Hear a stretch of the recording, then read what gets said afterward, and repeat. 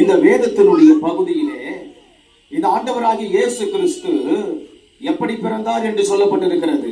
நமக்கு தெரியும் இந்த ஆண்டவராகிய இயேசு கிறிஸ்து எப்படி பிறந்தார் அப்படி என்று சொன்னால், அவர் தாவீதின் ஊரிலே பிறந்தார். அவர் பெத்லகேம் என்னும் ஊரிலே பிறந்தார். அவர் மாட்டு தொழுவத்திலே, மாட்டு கொட்டகையிலே பிறந்தார். அவர் பிறக்கும் போது இடமில்லை, சத்திரத்தில் இடமில்லை அப்படி என்பது நமக்கு கதையை கேட்டிருக்கிறோம், நமக்கு தெரியும். இந்த ஆண்டவராகிய இயேசு கிறிஸ்து பிறந்தது உண்மை.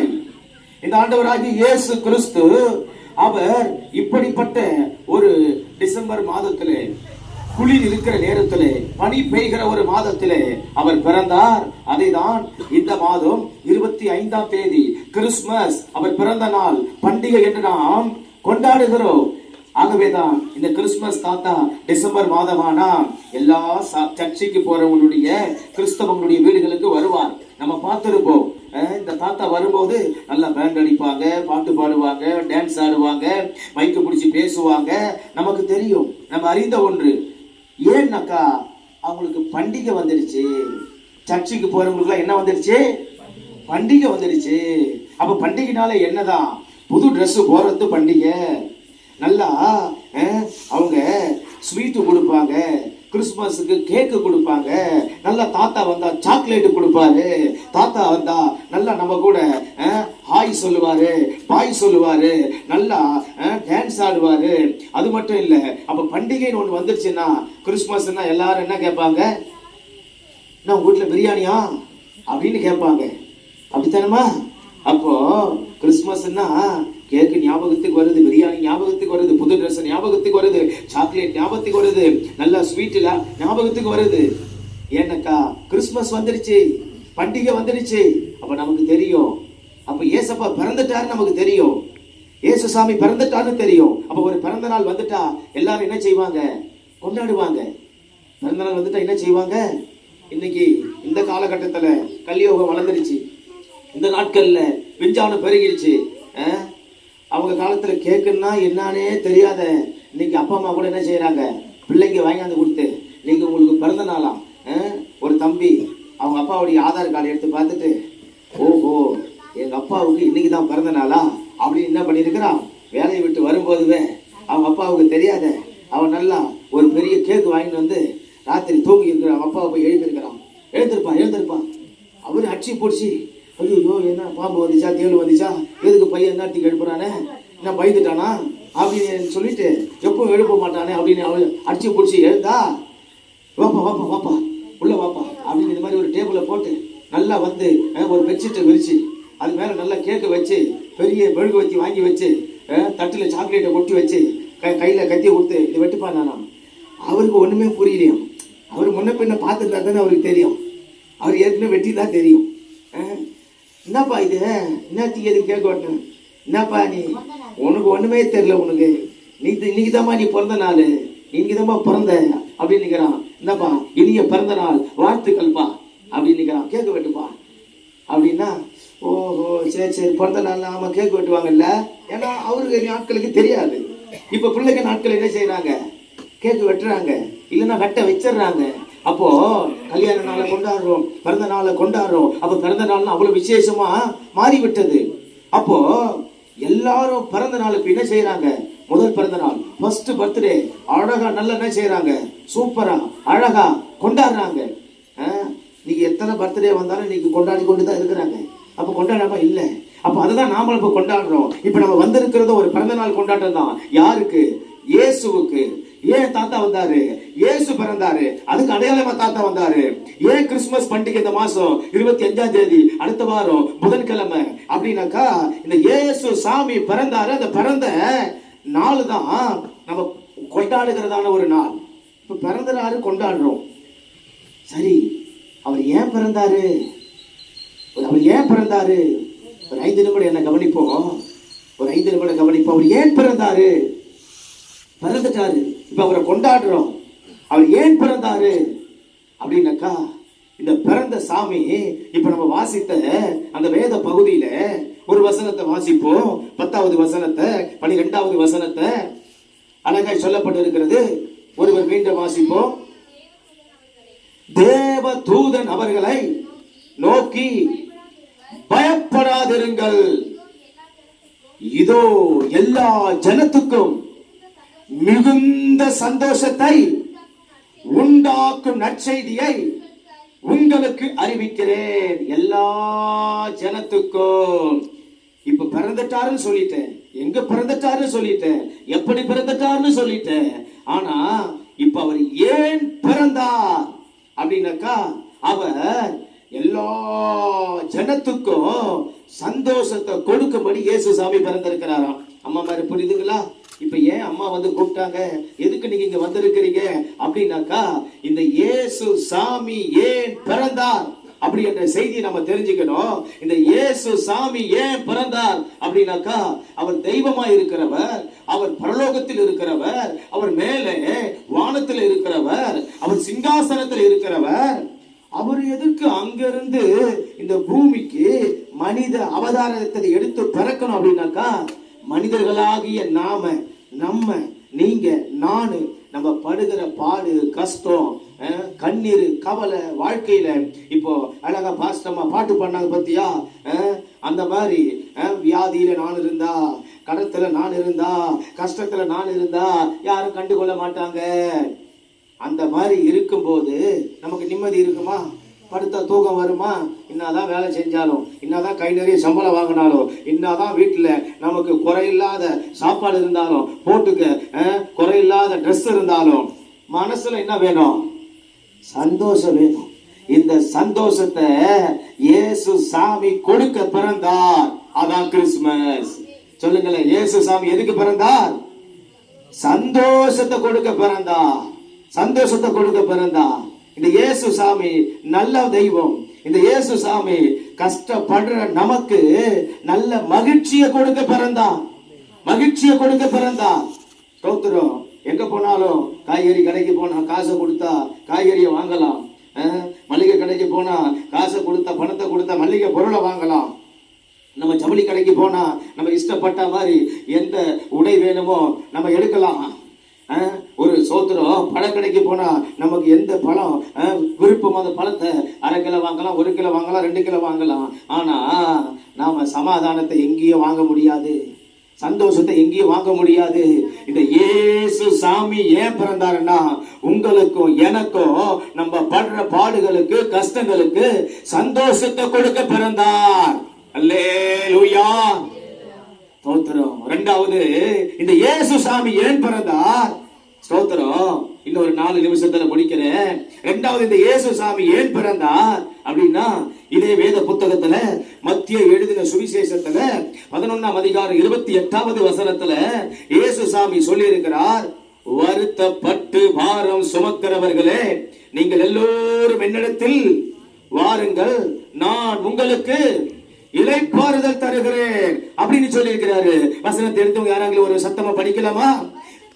வருத்தப்பட்டு பாரம் சுமக்கிறவர்களே நீங்கள் எல்லாரும் என்னிடத்தில் வாருங்கள், நான் உங்களுக்கு இளைப்பாறுதல் தருகிறேன். இந்த இயேசு சாமி ஏன் பிறந்தார்? எதற்கு பிறந்தார்? என்ன நோக்கத்துக்காக பிறந்தார்? ஸ்தோத்திரம். இயேசு பிறந்துட்டார் பிறந்துட்டார் பிறந்துட்டார். கிறிஸ்துமஸ் கிறிஸ்துமஸ் பண்டிகை பண்டிகை. இது சர்ச்சுக்கு வரவங்களுக்கும் தெரியும், கிறிஸ்தவங்களுக்கும் தெரியும், கிறிஸ்தவங்க அல்லாதவங்களுக்கும் தெரியும். ஆனா அது நமக்கு தெரிகிறது. ஆனா அவர் ஏன் பிறந்தார் நீங்க நம்ம தெளிவா தெரிந்து கொள்ளணும். வருத்தப்பட்டு பாரம் சுமக்கிறவர்களுக்கு அவர் இளைப்பாறுதல், நிம்மதியை கொடுக்க பிறந்தார். நிம்மதியை கொடுக்க பிறந்தார். நம்ம வாழ்க்கையில இருக்கிற கஷ்டத்தை யாருன்னா வாங்குவாங்களா? வாங்க மாட்டாங்க. வருத்தத்தை யாருன்னா வாங்குவாங்களா? வாங்க மாட்டாங்க. பாரத்தை யாருன்னா வாங்குவாங்களா? வாங்க மாட்டாங்க. அப்படியா நம்ம மாறே ஐயா மாறே இந்த நல்ல செய்தியை சொல்லதான் நாங்க வந்தோம். இதுக்கு வந்து காசு யாரும் கொடுக்கல, நீங்க யாரும் காசு கொடுக்க போறதில்ல, நாங்க யாரும் காசு கொடுக்க போறதில்ல. இவர் வெளிநாட்டு தெய்வமும் அல்ல, வெளிநாட்டு கடவுளும் அல்ல, வெளிநாட்டு பணமும் அல்ல. இந்த இயேசு சாமி என்னுடைய வாழ்க்கையிலும் உங்களுடைய வாழ்க்கையிலும் நம்ம எல்லாருடைய வாழ்க்கையிலையும் இருக்கிற வருத்தங்களையும் பாரங்களையும் நீக்குவதற்காக பிறந்த தெய்வம். அல்லேலூயா. ஆமென். இந்த இயேசு சாமி தான் நம்மளுடைய வருத்தத்தையும் பாரத்தையும் நீக்குகிறவர். வருத்தங்கள் பாரங்கள் இல்லாத மனுஷனே இல்லை. ஒரு மனுஷன்கிட்ட கேட்டு பாரு, நேத்து நல்லா நம்ம கிட்ட பார்த்து நல்லா அழகா சூப்பரா அப்படி பயங்கரமா சிரிச்சு பேசிட்டு போயிருப்பாரு. மறுநாள் பாத்தீங்கன்னாக்கா நம்ம எதிர்க்கு தான் போவாரு, அமைதியா போவாரு. ஏப்பா என்னப்பா என்ன கண்டுக்காத போற, நம்ம கூப்பிட்டு கேட்டேன்னு வச்சுக்கா. ஓ நீயாப்பா, ஆனா எங்கப்பா நமக்கு இருக்கிற கஷ்டத்துல ஏதோ ஒரு கவனத்துல போயிட்டோம்பா, தப்பா நினைச்சுக்காத. என்ன செய்யற, நேத்து நல்லா பேசிட்டு போனாரு, இன்னைக்கு எதிர்க்க வர ஆளு கூட என்ன பண்ணல, பாக்குறாரு, கடந்து போறாரு அவரை, ஆனா நிக்கல, ஒரு வார்த்தை பேசல. என்னன்னாக்கா ஏதோ ஒரு யோசனைப்பா, ஏதோ பல கவலை கிடக்குது, 1008 பிரச்சனைக்கு இதுப்பா மனுஷனுக்கு, அதுல ஏதோ ஒரு கவலையில போயிட்டோம்பா சொல்றாங்கல்ல. தோத்தரும். ஏன்னாக்கா மனிதனுடைய சூழ்நிலை இன்னைக்கு நல்லா இருக்கும், நாளைக்கு வேற மாதிரி மாறிடும். நாளைக்கு நல்லா இருக்கும், அடுத்த நாள் வேற மாதிரி ஆகும். அப்போ எந்த மனிதனும் கவலை இல்லாத மனிதன் அல்ல. நம்ம நிக்கிறோம்னு சொன்னா நம்ம பின்னாடி ஒரு நிழல் நிக்குது. நம்ம நிக்கும் போது இந்த நிழல் நம்ம கூட தான் தொடர்ந்து வரும். இந்த நிழல் எனக்கு வேணாம், இதை வெட்டி எடுத்துடலாம்னா எடுக்க முடியாது. அந்த மாதிரிதான் ஒரு மனிதனுடைய வாழ்க்கையில கவலை, கஷ்டம், பிரச்சனை அப்படி என்பது, வருத்தம் என்பது, வேதனை என்பது, பாரம் என்பது இருக்கும். ஏதோ ஒண்ணு இருக்கும். அது உங்களுக்கு வியாதியை குறித்து இருக்கலாம், கடனை குறித்து இருக்கலாம், பிள்ளை குறித்து இருக்கலாம், பிள்ளைகளுக்கு கல்யாணமாகலன்னு இருக்கலாம், கல்யாணம் ஆயிட்டா புத்திர பாக்கியில நினைக்கலாம், நீங்க நினைக்கிற எதிர்பார்க்கிற சந்தோஷம் இல்லைன்னு நினைக்கலாம். நீங்க ஒருவேளை நீங்க எப்படி உங்க வாழ்க்கைய உங்க குடும்பத்தை நீங்க அமைக்கணும்னு நினைத்தீங்களோ அது இல்லாம இருக்கலாம். நீங்க நினைச்சதை நடக்காம இருக்கலாம். எத்தனை காரியம் இருக்குது, சொல்லி சொல்லி சொல்லி சொல்லி போயிட்டே இருக்கலாம். அப்போ இத்தனை வருத்தத்துக்கு எல்லாம் யார் ஒரு முடிவை கொடுப்பாங்க அப்படின்னாக்கா இந்த இயேசு சாமி தான் சொல்லி இருக்கிறாரு. இப்ப உங்க எதிர்க்க தான் வாசித்தோம். அவர் வருத்தப்பட்டு வாரம் சுமக்கிறவர்களுக்கு அவர் நிம்மதியை கொடுக்க பிறந்தார். இது பொய்யல்ல, இது நிஜம். இந்த இயேசுன்றவர் ஏதோ ஒரு மதம் அல்ல. இவர் ஏதோ கிறிஸ்டினாக்கா ஒரு மதம் அப்படிலாம் கிடையாது. இவர் பிறந்தது ஒரு சரித்திரம், இவர் வளர்ந்தது ஒரு சரித்திரம், நான் சொல்லுவது ஒரு வரலாறு. இதே வேத புத்தகத்துல, அதே மத்திய என்ன சுவிசேஷத்துல 1ஆம் அதிகாரத்துல 17வது வசனத்துல சொல்லி இருக்கிறது. இந்த இயேசு சாமி பிறந்தது 42வது தலைமுறை. எத்தனாவது தலைமுறை? 42வது தலைமுறை. இது பொய் அல்ல, இது புரட்டு அல்ல, இது வரலாறு. தோத்திரம். அப்போ 42வது தலைமுறை தான் இந்த இயேசு சாமி உங்களுக்காக எனக்காக பிறந்தார். நம்ம வருத்தத்தை நீக்க பிறந்தார். நீங்க தெரிஞ்சுக்கணும். அப்ப இந்த இயேசு சாமி ஏதோ பொய் அப்படி இல்லை. இந்த கிறிஸ்துவங்க வந்தா மதம் மாத்திருவாங்க அப்படி இல்லை. உங்களுக்கு எத்தனை பேருக்கு வந்து சொன்னோம், வைக்கிற பூவை எடுத்துருங்க நீங்க சொல்லி இருக்கிறோமா? நீங்க வைக்கிற பொட்டை எடுத்துக்க நாங்க சொல்லி இருக்கிறோமா? நீங்க வைக்கிற பூவை வச்சுக்கோங்க, வைக்கிற பொட்டை வச்சுக்கோங்க. ஆமா, நீங்க பூசுற மஞ்சளை பூசுங்க. உங்களுக்கு நீங்க 303 தெய்வத்தை நமக்கு வணங்குறோம். என்னைக்காவது இந்த சாமி ஏன் குமரன்னு கேட்டிருக்கிறோமா? இல்ல இந்த சாமியை கும்பிடாதீங்கன்னு சொல்லி இருக்கிறோமா? நீங்க கொளுத்துற கற்பூரத்தை ஏத்துற தீவார்த்தனைய அது ஏன் ஏத்துறீங்கன்னு கேட்டிருக்கிறோமா? நீங்க கொளுத்துறத கொளுத்துங்க, ஏத்துறத ஏத்துங்க, வணங்குறத வணங்குங்க, நம்புறத நம்புங்க. எதைக்கும் யாரும் இங்க தடை சொல்லல. கிறிஸ்தவம் மதம் அல்ல, இயேசு சாமி மதம் அல்ல. சர்ச்சிலிருந்து வரவங்க மதமாத்த வரல. தப்பா புரிந்து கொள்ளக்கூடாது. இது ஒரு மார்க்கம். மார்க்கம் என்று சொன்னால் வழி, வழி என்று சொன்னால் பல வழி இருக்கிறது. அதுல நல்ல வழி எதுவோ அதை சொல்லதான் நாங்க வந்திருக்கிறோம். எத்தனை பேருக்கு புரிஞ்சது? அந்த வழியை காட்டுறதுக்காக தான் இயேசு சாமி பிறந்தார். நீங்க தெளிவா புரிந்து கொள்ளுங்க. உங்களுக்கு ஒருவேளை யாராக தப்பா சொன்னாலுமே கூட அது இல்லை என்பதை தெரிந்து கொள்ளுங்கள். இதைதான் இந்த வேத புத்தகம் போதிக்கிறது. நல்ல வழிங்கிறது, கெட்ட வழிங்கிறது. இப்படி போனா ஒரு முள்ளா இருக்குது, காடா இருக்குது.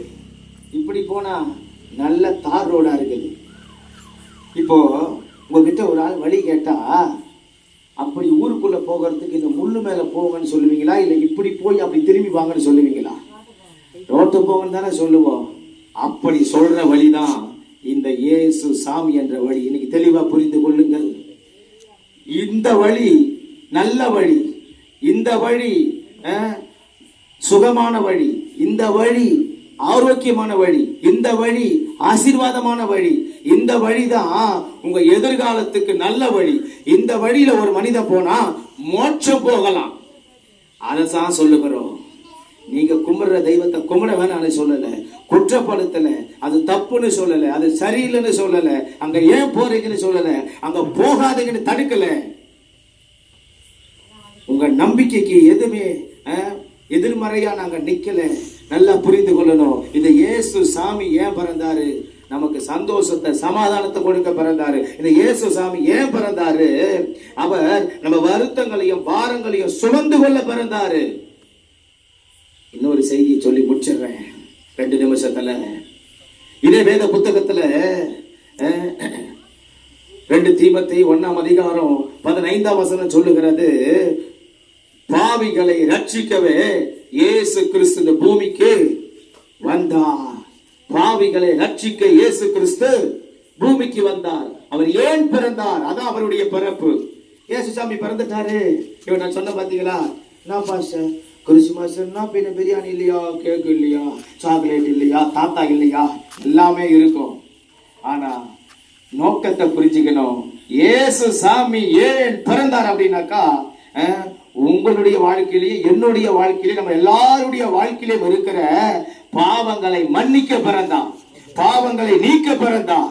ஒரு ட்ரெஸ்ஸை போடுறோம், இன்னைக்கு போட்டோம், நாளைக்கு பார்த்தா அழுக்கா இருக்கும், திருப்பி நாளைக்கு நம்ம அதை எடுத்து போட்டு வேலைக்கு போவோமா? போக மாட்டோம். அதையே எடுத்து போட்டுக்கிட்டு ஸ்கூலுக்கு போவோமா? அழுக்கு தெரியுது, இதை எடுத்து போட்டுக்கிட்டு மறுபடியும் நாளைக்கு காலேஜுக்கு போவோமா? ஐயோ என்னப்பா இந்த ஸ்மெல்லு வருது, சென்ட் அடிச்சா கூட சரிப்படாது பொழுது. நம்ம என்ன செய்வோம்? அதை கழட்டி அதை துவைக்க போட்டுட்டு அதை சலவைக்கு போட்டுட்டு வாஷ் பண்ண போட்டுட்டு அடுத்ததை எடுத்து அயன் பண்ணி புதுசா நீட்டா போட்டு நல்லா இருக்குது, அப்படிதான் போவோம். அப்போ ஒரு உடம்புல இருக்கிற அழுக்குக்கு நல்லா நம்ம வாசனையான புதுசா கம்பெனி விளம்பரப்படுத்துற சோப்பை வாங்கி போட்டு தான் செய்யறோம், குளிக்கிறோம். அழுக்கு போவதுக்கு நல்ல சூப்பரான விளம்பரப்படுத்துற நல்ல வாசனை வருகிற நுர வருகிற ஷாம்பை போட்டு தலை கசக்கிறோம். ஒரு முடிக்கு நல்ல ஒரு உடம்புக்கு போடுற இந்த உடைய துவைப்பதற்கு நீங்க எத்தனையோ வாஷிங் மிஷின் வந்து விட்டது, அதுக்கு ஊத்தி துவைப்பதற்கு லிக்விட் வந்து விட்டது, கம்போர்ட் வந்துடுச்சு, அதுக்கு போடுவதற்கு சர்பெக்சல் வந்துடுச்சு, ரின் வந்துடுச்சு, ஏர்செல் வந்துடுச்சு, பல விதம் வந்துடுச்சு. எதுக்கு? ஒரு துணியில இருக்க அழுக்க போகுது.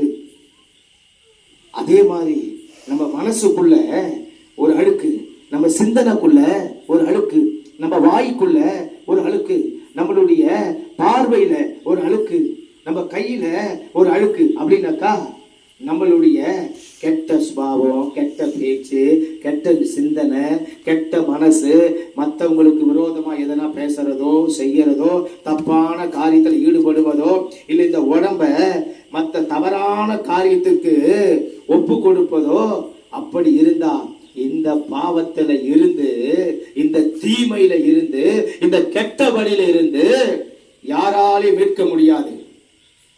அதை மீட்பதற்கு இந்த உலகத்திலேயே ஒருவரால மட்டும்தான் முடியும். அதுதான் இயேசு கிறிஸ்து. இவர் நல்வழியில நம்ம படுத்துகிறவர். கெட்ட வழியிலிருந்து நல்ல வழியில படுத்துவார், தீய வழியிலிருந்து நல்ல வழியில நம்மளை போக வைப்பார். எத்தனை பேருக்கு புரியுது? நம்ம கிட்ட இருக்கிற குறைகளை குற்றங்களை அவர் நீக்கி நம்மளை பரிசுத்தமாக்குவா.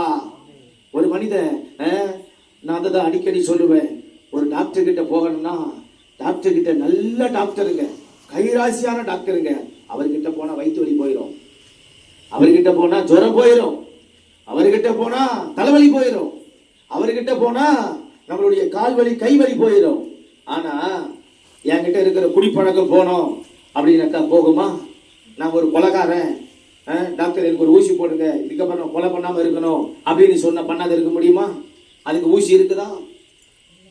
நான் ஒரு வாயை திறந்தாலே கட்ட வார்த்தை பேசுறேன், நான் வாயை எப்ப பார்த்தாலும் வெத்தலை பார்க்க போடுறேன், நான் எப்ப பார்த்தாலும் நான் வந்து குறை பேசுறேன், நான் எப்ப பார்த்தாலும் தீமை செய்கிறேன், நான் எப்ப பார்த்தாலும் எங்க குடும்பத்துல என்னாலதான் சண்டை வருது. டாக்டர் டாக்டர் சண்டை வராது இருக்க நல்ல ஒரு டானிக்கை கொடுங்க, நான் குடிச்சிட்டு எங்க வீட்டை சண்டை போடாத இருக்கிறேன் அப்படின்னாக்கா அப்படி ஒரு டானிக் இருக்குதா? இல்ல அப்படி ஒரு ட்ரீட்மெண்ட் கொடுக்குற டாக்டர் தான் இருக்கிறாரா? அம்மா நல்லா புரியுதுங்களா? அப்போ இதெல்லாம் யாரு சரிப்படுத்துவாங்க? டாக்டர் கிட்ட போனா காயத்தை சரிப்படுத்துவாரு, வலியை சரிப்படுத்துவாரு, உடைஞ்ச எலும்பை கட்டு போட்டு சரியாக்கிடுவாரு, தலையில பிரச்சனை சரியாக்கிடுவாரு, மூளையில பிரச்சனை சரியாக்கிடுவாரு, முதுகுல பிரச்சனை சரியாக்கிடுவாரு, அது பிரச்சனை இது பிரச்சனை ஆபரேஷன் பண்ணிடுவாரு. ஆனா வல்லமே சரியில்லை, மனசு சரியில்லை, சுபாவமே சரியில்லை, குணமே நல்லா இல்லை, பார்வையே நல்லா இல்லை, பேச்சே நல்லா இல்லை அப்படின்னா அதை யாரு சரிப்படுத்துவாங்க? சில நேரத்தில் நம்மளே சொல்லுவோம், சார் நான் ஏன் தான் இப்படி பேசுறேன்னே தெரியல, ஐயோ நான் கொஞ்சம் அவசரப்பட்டுறேன், எதுல பார்த்தாலும் எனக்கு வேற முன்கோபமாவே இருக்குது, பட்டு பட்டுன்னு வேற கேட்டுடுறேன், என் வாய் வேற சும்மா இருக்க மாட்டுது. நம்ம சொல்ற பார்த்தீங்களா? இந்த பிரச்சனை எல்லாம் யாரு சரி செய்வாங்க? டாக்டர் சரி செய்வாரா? நர்ஸ் சரி செய்வாங்களா? அவங்க சரி செய்ய மாட்டாங்க. இது இயேசு சாமி தான் சரி செய்வா. அதான் வசனம் சொல்லுது, பாவிகளை ரட்சிக்க இயேசு இந்த பூமியில வந்தார். அவர் ஏன் பிறந்தார்? மனுஷனுடைய பாவங்களை எல்லாம் மன்னித்து நீக்கும்படி பிறந்தார். இந்த இயேசு சாமி நல்லவர். இந்த இயேசு சாமி அவர் நம்மளை நல்வழிப்படுத்த பிறந்தார், தீய வழியில கொண்டு போக பிறக்கல. இவ்வளவு நேரம் பேசினேன், 13 நிமிஷம் பேசி இருக்கிறேன். இங்க எங்கேயாவது ஒரு இடத்துல மதம் மாறுங்கன்னு சொன்னேன்னா, எங்கேயாவது ஒரு இடத்துல மதத்தை பத்தி மத பிரச்சாரம் பண்ணுமா? இவ்வளவு நேரம் கேட்கறீங்களே, படித்தவங்க இருக்கிறீங்களே, இங்க எங்கேயாவது ஒரு இடத்துல இயேசுனாக்கா அது ஒரு மதம், கிறிஸ்தவன்னா மதம், இதுல வந்து ஆள் சேர்க்கிறாங்க, கூலி சேர்க்கிறாங்க, எங்கேயாவது ஒரு வார்த்தை இருக்குதா? அது இங்க சொல்லல. இதுக்காக இயேசு சாமி வரல. மனுஷனுக்கு சந்தோஷத்தை கொடுக்க வந்தா, எல்லா ஜனத்துக்கும் கொடுக்க வந்தான், எல்லாருடைய வருத்தங்களை போக்க வந்தான், பாரங்களை போக்க வந்தான், எல்லாருடைய வாழ்க்கையிலையும் கவலைகளை நீக்க வந்தான், எல்லாருடைய வாழ்க்கையிலையும் இருக்கிற கெட்ட காரியத்தை நீக்கி, பாவ காரியத்தை நீக்கி புண்ணியம் செய்ய வந்தான். இதுக்கு மேல அங்க ஒண்ணும் இல்லை, இதான் இருக்குது. அப்புறம் எங்க அங்க மதம் இருக்குது, ஒண்ணு இருக்குது, அதெல்லாம் ஒண்ணும் கிடையாது. அப்போ இதுக்காக தான் இந்த இயேசு சாமி பிறந்தா. இந்த நல்ல செய்தியை தான் நாங்க சொல்றோம், இந்த நல்ல செய்தியை நாங்க சொல்றோம். அப்ப இந்த இயேசு சாமி ஒருவருக்கும் கெடுதல் செய்ய வரல, நம்புற எல்லாருக்கும் நல்லதை செய்ய வந்தார். உங்களுக்கு நன்மையை செய்வார். உங்க மனசுல நீங்க அவரை நினைச்சு பாருங்க, வேண்டி பாருங்க, பிரார்த்தனை செய்து பாருங்க. உங்களை யாரையும் மனசு மாற சொல்லல, மதம் மாற சொல்லல. நீங்க இதை புரிந்து பாருங்க, அண்டர்ஸ்டாண்ட் பண்ணி பாருங்க. இத நீங்க உங்க காரியத்துல நீங்க இதை செய்து பாருங்க, உங்களுக்கு நடக்கிற நன்மை ஏராளமா இருக்கும். இப்ப அருமையான அம்மா முன்னாடி வந்து எப்படி சாட்சி சொன்னார்களோ, எனக்கு வீடு இல்லை, கழனி இல்லை, காட்டு இல்லை, நான் ஜெபம் பண்ணி தான் அந்த இயேசுநாதரை கொடுத்தாரு. அந்த மாதிரி ஜெபம் பண்ணி பெற்றவங்க அநேகர். இந்த இயேசு சாமியை நம்பி ஆசீர்வாதங்களை பெற்றவர்கள் அநேகர். இன்னைக்கு நீங்க வந்திருக்கிறீங்கன்னு சொன்னா, அருமையான தாயார் உங்களை கூப்பிட்டு இருக்கிறாங்க, அழைத்து இருக்கிறாங்க, சகோதரர் அழைத்து இருக்கிறாங்கன்னு சொன்னா, இந்த இயேசு சாமி இன்னைக்கு உங்க வாழ்க்கையில ஏதோ ஒரு நல்லதை செய்ய இன்னைக்கு நீ தேடி வந்திருக்கிறார். ஆகவே நீங்க நினைச்சதை நிறைவேற்றுவார். ஐயோ என் வீட்டுல ஒண்ணுமே நடக்கலையே, உங்க வீட்டுல ஒரு நல்லது நடக்கும். நீங்க நினைச்சு பிரார்த்தனை செய்து போய் பாருங்க. ஐயோ என்னுடைய வாழ்க்கையில எதுவுமே கால் எடுத்து வச்ச ஒண்ணுமே நடக்கலையே, ஒரு வழி திறக்கும். நீங்க நினைச்சு நம்பி ஒரு பிரார்த்தனை பண்ணிட்டு போய் பாருங்க. இந்த இயேசு சாமி, ஐயோ என் உடம்புல சுகம் இல்லையே, அவர் சுகம் கொடுக்க வந்த தெய்வம். அவர் நமக்கு சுகவாழ்வை கொடுக்க வந்தவர், ஆரோக்கியத்தை கொடுக்க வந்தவர், நல்வாழ்வை கொடுக்க வந்தவர். அவர் கொடுப்பாரு. ஒருவேளை எங்க வீட்டுக்கார் சரியில்லை, எங்க மனைவி சரியில்லை, ஒருவேளை எங்க பிள்ளைகளுக்கு நல்ல காரியம் நடக்கல, எங்க வீட்டுல எதுவுமே நடக்கல, அது இன்னைக்கு உங்களுக்கு நல்லதா நடக்கும். உங்களுக்கு நல்லதா நடக்கும். நீங்க நினைக்கிறத இயேசு சாமி நிறைவேற்றுவாரு. இயேசு ஏன் பிறந்தார்? நமக்கு சமாதானம் கொடுக்க பிறந்தார், நம்ம வருத்தங்களை நீக்க பிறந்தார், நம்ம பாரங்களை நீக்க பிறந்தார், நம்ம வியாதிகளை நீக்க பிறந்தார், நமக்கு சுகவாழ்வு கொடுக்க பிறந்தார், நம்ம பாவங்களை நீக்கி நம்மளை ரட்சிக்க பிறந்தார். இயேசு இதற்காக தான் பிறந்தார். இதுதான் கிறிஸ்துமஸ், இதுதான் நல்ல செய்தி. இந்த நற்செய்தியை சொல்லதான் நாங்க வந்திருக்கிறோம். இன்னைக்கு நீங்க என்ன நினைச்சு வந்தீங்களோ அதை இந்த இயேசு சாமிக்கு நீங்க உங்க உள்ளத்துல நினைச்சு நீங்க ஒரு பிரார்த்தனை செய்து பாருங்க. அதை இந்த இயேசு சாமி உங்களுக்கு நிச்சயம் செய்து முடிப்பார். உங்க வாழ்க்கையில செய்து முடிப்பார். அவரவருக்கு பலதரப்பட்ட பிரச்சனை இருக்குது. இது எல்லாவற்றையும் இந்த இயேசு சாமி நிச்சயம் உங்க வாழ்க்கையில கண்டிப்பா செய்து முடிப்பார். ஆகவே ஆமாண்டவரே, எனக்கு ஏதோ ஒண்ணு நீங்க செய்யணும், நான் இதை நினைச்சிருக்கிறேன், ரொம்ப நாளா காத்து இருக்கிறேன், ஒரு வழி திறக்கல, வாசல் திறக்கல, அப்படி இன்னைக்கு நான் உங்களை நம்பி ஒரு பிரார்த்தனை செய்யறேன், எனக்கு நீங்க செய்யுங்க இயேசு சாமி அப்படின்னு ஒருவேளை உங்க மனசுல நீங்க நினைப்பீங்கன்னாக்கா, அப்படிப்பட்டவங்க மட்டும் ஒரு நிமிடம் எழுப்பி நில்லுங்க. ஒரு பிரார்த்தனை செய்ய போகிறோம், அவ்வளவுதான். ஒரு பிரார்த்தனை செய்ய போகிறோம். இன்னைக்கு அப்படியே நீங்க புதுசா வந்த அப்படியே நீங்க எழுப்பி நில்லுங்க. அப்படியே எழுப்பி நின்று, நான் எப்படி ஒரு மனசு மேல ஒரு கையை வைத்து, இருதயத்து மேல ஒரு கையை வைத்து நான் கண்ணை மூடி நிற்கிறேனோ அதே மாதிரி நீங்க ஒரு கண்ணை மூடி நில்லுங்க. ஒரு சின்ன பிரார்த்தனை நான் சொல்றேன், என்னோடு கூட நீங்க சேர்ந்து சொல்லுங்க. அப்படியே நீங்க எழுப்பி நின்று கண்ணை மூடி இயேசு சாமியை மாத்திரம் நினைச்சு உங்களுடைய பிரச்சனையை நினைச்சுக்கிங்க, உங்க கஷ்டத்தை நினைச்சுக்கிங்க, உங்களுடைய கவலை நினைச்சுக்கிங்க. இன்னைக்கு அந்த இயேசு சாமி ஒரு பிரார்த்தனை செய்யும் போது அது எல்லாவற்றையும் நீக்கிடுவாங்க. நான் சொல்ற ஒரு சின்ன பிரார்த்தனை என் கூட சொல்லுங்க. அன்புள்ள இயேசப்பா, என் வாழ்க்கையில நீங்க வாங்க. இயேசு சாமி, உங்களை இன்னைக்கு நான் தெரிந்து கொண்டேன், அறிந்து கொண்டேன். நீங்க என்னுடைய வாழ்க்கையில, என்னுடைய குடும்பத்துல நான் நினைக்கிறேன், நான் ஆசைப்படுகிறேன், நான் விரும்புகிறேன், நான் எதிர்பார்க்கிறேன், என்னுடைய எல்லா காரியத்தையும் எனக்கு நன்மையாக, ஆசீர்வாதமாக, அற்புதமாக மாற்றிக் கொடுங்க இயேசப்பா. என்னை உங்களுக்கு தருகிறேன் இயேசு சாமி. என் பிரச்சனை எல்லாம் தீரட்டும், என்னுடைய கஷ்டமெல்லாம் மாறட்டும். எதையோ நினைச்சு நான் வாழ்ந்து கொண்டு இருக்கிறேன். நான் எதை நினைச்சேனோ அந்த நல்ல காரியம் எல்லாம் தடையில்லாம ஒரு வழிவாசல் திறந்து எனக்கு நீங்க நிறைவேற்றுங்க. எங்க வாழ்க்கையில நாங்க நல்லத காணணும் இயேசு சாமி. எங்களுக்கு நீங்க உதவி செய்யுங்க, உதவி செய்யுங்க. அப்படியே நீங்க இருங்க. உங்களுக்காக நான் ஒரு பிரார்த்தனை செய்கிறேன். அன்புள்ள தகப்பனே, இந்த அருமையான ஆசீர்வதிக்கப்பட்ட நல்ல நேரத்துல ஆண்டவரே, உமது பிள்ளைகள் ஒரு வாரத்தோடு உள்ளத்துல மனசுல ஒரு கவலையோடு எழுப்பி நிற்கிறாங்கப்பா. ஆண்டவரே, எது நடக்கணும்னு நினைச்சு ஆண்டவரே உள்ளத்துல விருப்பத்தை வைத்து, ஆசையை வைத்து இவர்கள் ஜெபிக்கிறார்களோ, வேண்டாங்களோ, ஆண்டவரே அது எல்லாவற்றையும் நிறைவேற்றுங்கப்பா. இங்க வந்து ஆண்டவரே இவர்கள் திரும்பி போகும்போது ஒரு பெரிய மாற்றத்தை, ஒரு பெரிய வழி இவங்க வாழ்க்கையில திறந்தத, ஒரு தடை உடைந்தத, ஒரு நல்லது நடக்கிறத, ஒரு நன்மை நடக்கிறத இவங்க ஒவ்வொருவரும் காணட்டாண்டவரே. யாருக்காக இவங்க நின்று பிரார்த்தனை செய்யறாங்களோ அவங்களுக்காகவோ, அவங்க குடும்பத்தில் இருக்கிற யாரோ ஒருவருக்கோ, இல்ல பெற்றெடுத்த பிள்ளைகளுக்கோ, இல்ல அவங்க வீட்டுக்கோ, அவங்க எதிர்காலத்துக்கோ, வேலைக்கோ, அவங்களுடைய உடம்புல இருக்கிற நோய்க்கோ, வியாதிக்கோ, இல்ல பில்லி சூனிய யாவல் மாந்திரிகோ, ஆண்டவரே பிரச்சனைகளுக்கோ, எல்லாவற்றிலும் ஒரு அற்புதத்தை செய்யும்படி ஜெபிக்கிற சாமி.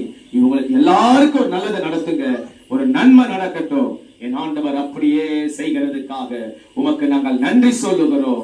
இயேசுவின் நாமத்தினால் இங்கு வந்திருக்கிற ஒவ்வொருவருடைய வாழ்க்கையிலேயும் இந்த பிரார்த்தனையை கேட்டு அப்படியே நீங்க பதில் கொடுங்க.